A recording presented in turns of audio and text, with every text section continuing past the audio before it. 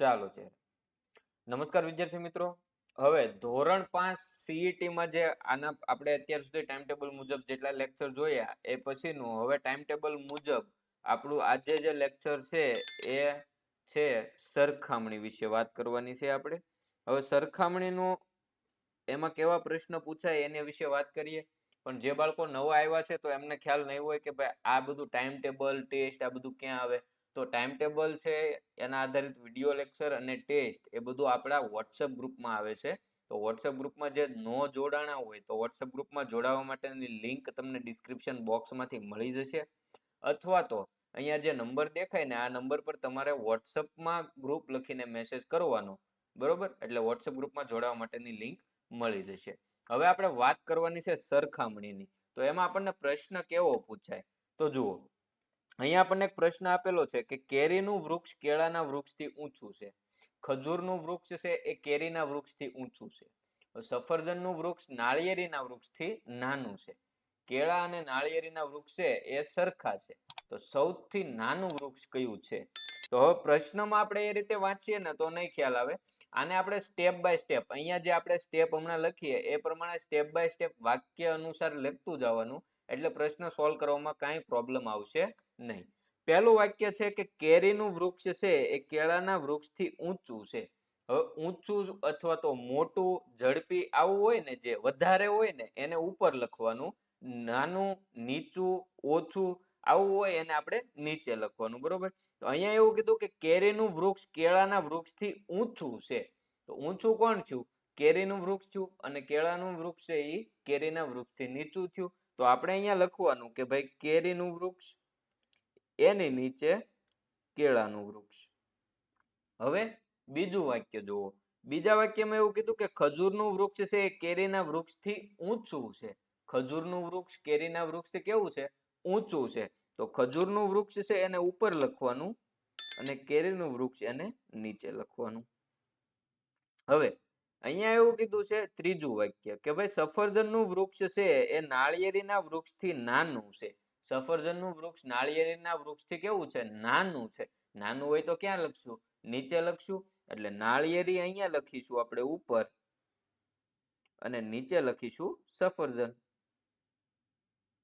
હવે એના પછીનું વાક્ય જુઓ તો કે કેળા અને નાળિયેરીના વૃક્ષ છે ને એ સરખા ઊંચા છે. તો એક સંબંધ આવો પણ બને છે ભાઈ કેળાનું વૃક્ષ અને નાળિયેરીનું વૃક્ષ એ બે કેવા છે? સમાન છે. હવે આપણને એવો પ્રશ્ન પૂછો કે તો સૌથી નાનું વૃક્ષ કયું છે, બરોબર?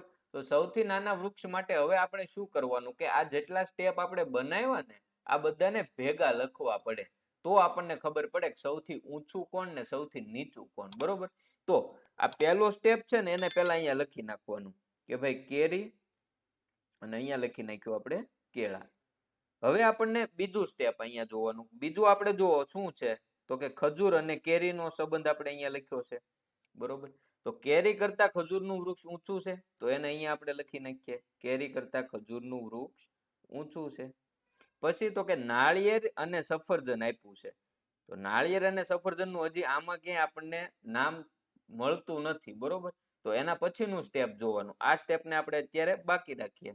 એના પછીનું સ્ટેપ તો કે અહીંયા આપણને એવું કીધું કે કેળા અને નાળિયેરનું વૃક્ષ છે એ સમાન છે, એટલે કેળા અને એની સાથે નાળિયેર અહીંયા આપણે સમાન છે એટલે એને સાથે લખી નાખવાના, બરોબર? હવે આપણે આ ત્રીજા સ્ટેપનો વારો લઈએ. ત્રીજા સ્ટેપમાં એવું કીધું છે કે નાળિયેર છે એ ઊંચું અને સફરજન છે એ નીચું. તો જુઓ આ નાળિયેર અહીંયા આવી ગયું કેળાની સાથે, તો એનાથી નીચું કોણ થશે? સફરજન થશે. સફરજન. ચાલો, તો હવે આપણને પ્રશ્ન એવો કીધો કે સૌથી નાનું વૃક્ષ કયું છે? તો સૌથી નાનું વૃક્ષ કયું થાય?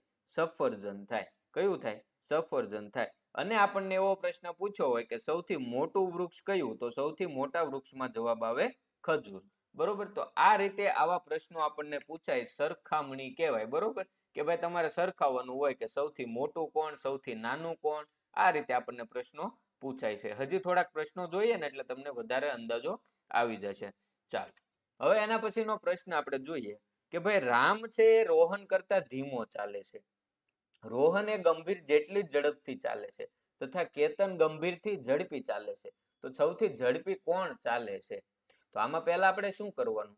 સ્ટેપ પાડવાના છે કે ભાઈ પહેલું વાક્ય છે કે રામ એ રોહન કરતા ધીમો ચાલે છે. તો ઝડપી ચાલતું હોય એને ઉપર લખવાનું, ધીમે ચાલતું હોય એને નીચે લખવાનું. બરોબર. તો રામ છે એ રોહન કરતા ધીમો ચાલે છે એટલે ઉપર આપણે રોહન લખવાનું છે અને રામને નીચે લખવાનું છે, કારણ કે રામ છે એ રોહન કરતા ધીમે ચાલે છે. હવે રોહન છે એ ગંભીરની જેટલી જ ઝડપથી ચાલે છે, એટલો એનો મતલબ એવો થાય કે રોહન છે અને ગંભીર આ બંને સમાન ઝડપે ચાલે છે. બરોબર. હવે તો કે કેતન છે એ ગંભીરથી ઝડપથી ચાલે છે. તો કેતન છે એ ઝડપી ચાલે છે એટલે કેતનને ઉપર લખવાનું અને ગંભીરથી ઝડપી ચાલે છે એટલે ગંભીરને આપણે નીચે લખવાનું. હવે પ્રશ્ન એવો છે કે સૌથી ઝડપી કોણ ચાલે છે? તો એના માટે શું કરશું કે આ ત્રણેય સ્ટેપ, આ પહેલું સ્ટેપ, આ બીજું સ્ટેપ અને આ ત્રીજું સ્ટેપ, આને આપણે ભેગા લખી નાખશું. તો પહેલું સ્ટેપ આપણે આ અહીંયા છે કે રોહન અને રામ, તો આપણે અહીંયા લખી નાખીએ રોહન અને રામ. હવે આપણે બીજું સ્ટેપ જોવો તો કે બીજા સ્ટેપમાં એવું કીધું કે રોહન અને ગંભીર છે એ સમાન ઝડપે ચાલે છે, તો રોહનની સાથે આપણે લખી નાખવાનું ગંભીર. હવે ત્રીજું સ્ટેપ જોઈએ તો કે કેતન છે એ ગંભીર કરતા ઝડપથી ચાલે છે. ગંભીર અને રોહન ઝડપથી ચાલતા હોય, સમાન ઝડપથી ચાલતા હોય, તો ગંભીરથી ઝડપી જે ચાલતું હોય એ રોહન કરતા પણ ઝડપથી ચાલતો હોય. બરોબર, કારણ કે રોહન અને ગંભીરની ઝડપ સમાન છે. તો કેતનની ઝડપ છે એ ગંભીર કરતા વધારે છે, તો રોહન કરતા પણ વધારે જ થવાની છે. તો અહીંયા આપણે લખી નાખીએ કેતન. હવે આપણને એવું કીધું કે સૌથી ઝડપી કોણ ચાલે? તો સૌથી ઉપર હોય એ સૌથી ઝડપી ચાલે, સૌથી નીચે હોય એ સૌથી ધીમું ચાલે. તો સૌથી ઝડપી કોણ ચાલે છે? કેતન છે એ સૌથી ઝડપથી ચાલે છે. સૌથી ધીમું પૂછ્યું હોત તો એમાં જવાબ આવે રામ. બરોબર. તો આ રીતે આપણે પ્રશ્ન સોલ્વ કરવાના હોય છે. હજી આગળ આપણે થોડાક પ્રશ્નો જોઈએ. આગળ વધીએ એ પહેલા જે વિદ્યાર્થી મિત્રો સીઈટી ની પરીક્ષા આપવાના હોય અને એની તૈયારી કરવા માટે બુક લેવાની ઈચ્છા રાખતા હોય તો તમે ભાઈ અહીંયા છે નૂતન સીઈટી નામની બુક મંગાવી શકો છો. એમઆરપી એની 360 છે, પરંતુ અહીંથી ઓર્ડર કરશો તો 260 રૂપિયામાં તમારા નજીકના કુરિયર સેન્ટર સુધી આવી જશે. કુરિયર ચાર્જ બિલકુલ ફ્રી રહેશે. બરોબર.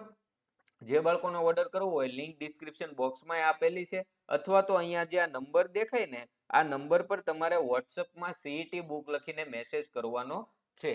પેમેન્ટ આનું એક ઓનલાઈન કરવાનું હોય એટલે વાલીની મદદ લેજો. આગળ વધીએ આપણે પ્રશ્નો તરફ. યુવરાજ એ વિશાલ કરતા ઊંચો છે, હસમુખ એ દિગ્પાલ કરતા ઊંચો છે, યુવરાજ એ દિગ્પાલ કરતા નીચો છે, તો સૌથી ઊંચું કોણ હશે? આમાં આપણે શું કરવાનું? પહેલા તો આપણે સ્ટેપ બનાવવાના, આપણી જે વાત થઈ એ પ્રમાણે. બરોબર, કે ભાઈ પહેલું વાક્ય છે એને આપણે લખતું જવાનું. પહેલું વાક્ય છે કે યુવરાજ છે ને, યુવરાજ એ વિશાલ કરતા ઊંચો છે. ઊંચું હોય એને ક્યાં લખવાનું? ઉપર. નીચું હોય ને નીચે. તો યુવરાજ છે એ વિશાલ કરતા ઊંચો છે એટલે યુવરાજ ઉપર લખીશું આપણે, નીચે લખશું વિશાલ.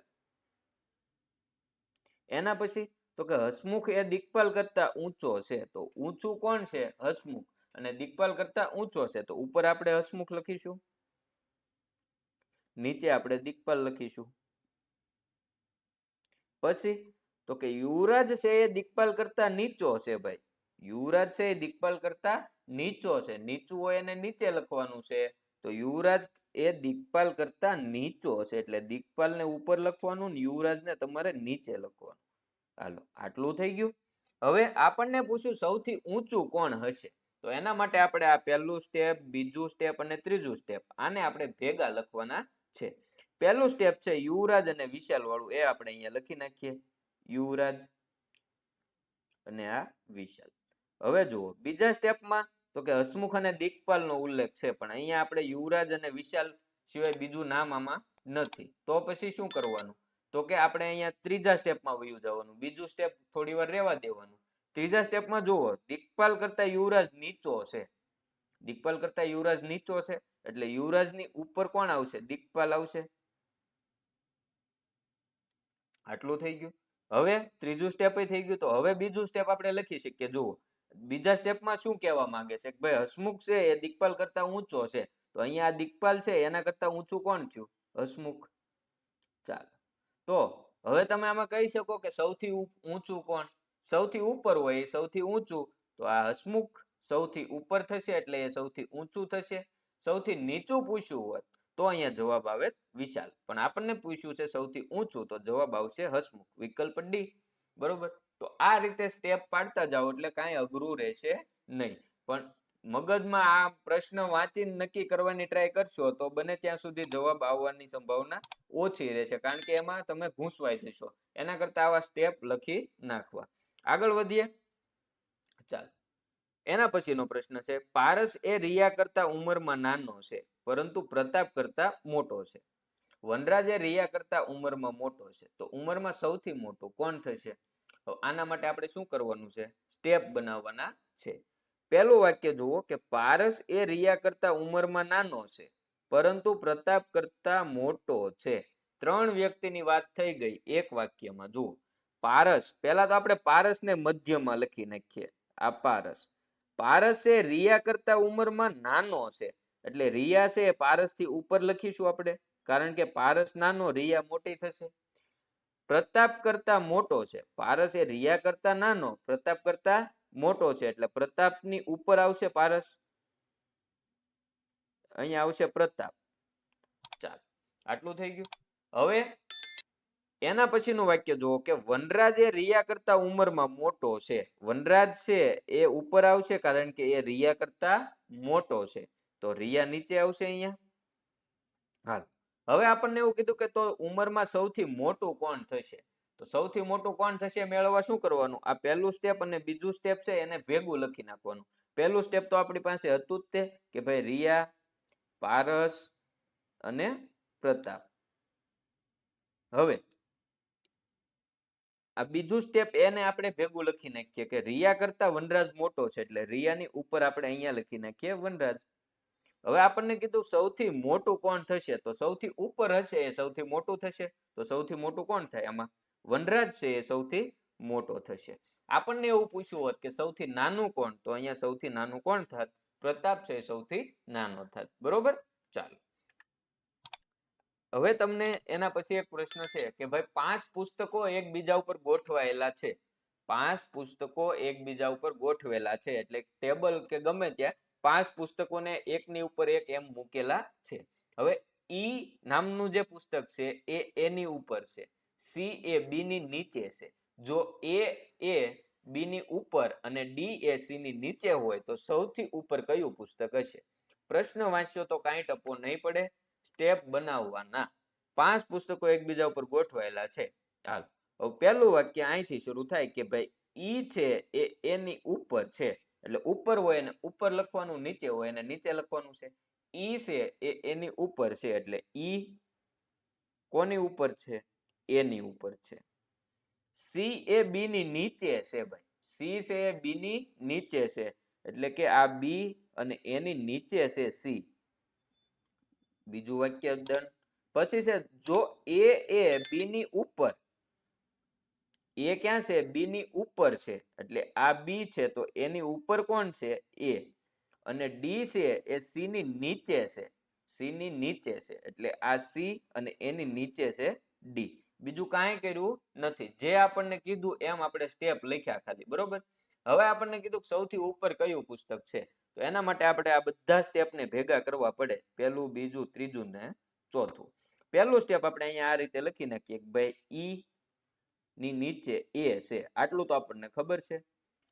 બીજું વાક્ય છે બી ની નીચે સી છે, પણ આમાં બી નો હજી ક્યાંય ઉલ્લેખ નથી, તો આપણે એ વાક્યને, એ સ્ટેપને થોડી વાર રહેવા દો. પછી ત્રીજું સ્ટેપ જુઓ કે એ છે એ બી ની ઉપર છે અથવા તો બી છે એની નીચે છે. આમ થાય આનો મતલબ, તો અહીંયા એ ની નીચે આપણે બી લખી નાખો. હાલો, આ પહેલું વાક્ય અને પહેલું ને ત્રીજું સ્ટેપ થઈ ગયું. હવે જુઓ તો બી આવી ગયો, તો બી ની નીચે કોણ છે? અહીંયા જુઓ બીજું સ્ટેપ, બી ની નીચે સી છે, તો બી ની નીચે આપણે લખી નાખીએ સી. હવે ચોથું સ્ટેપ લખવાનું છે. જો સી ની સાથે સંબંધ આવી ગયો તો ચોથું સ્ટેપ લખી નાખો કે સી ની નીચે ડી છે, તો અહીંયા આપણે ડી લખી નાખો. પ્રશ્ન આપણને એવો પૂછ્યો છે કે સૌથી ઉપર કયું પુસ્તક હોય, તો સૌથી ઉપર કયું પુસ્તક હોય? ઈ હોય. હવે આપણને એવું પૂછ્યું હોય કે સૌથી નીચે કોણ હોય, તો સૌથી નીચે જવાબ આવે ડી. સૌથી નીચે શું જવાબ આવે? ડી. બરોબર. તો આ હતું સરખામણી નામનું પ્રકરણ. આમાં બહુ જાજી કાંઈ માથાકૂટ કરવાની તમારે રહેતી નથી. જો સ્ટેપ બાય સ્ટેપ હાલો તો આમાં કાંઈ અઘરું છે નહીં, પણ થોડાક સ્ટેપ બાય સ્ટેપ હાલવું, નહીતર ગૂંચવાઈ જશો. બરોબર? તો અત્યારે જે હવે તમે ટોપિક ભણ્યા, આ ટોપિક આધારિત ટેસ્ટ છે એ થોડી વારમાં આપણા વોટ્સએપ ગ્રુપમાં તમને મળી જશે.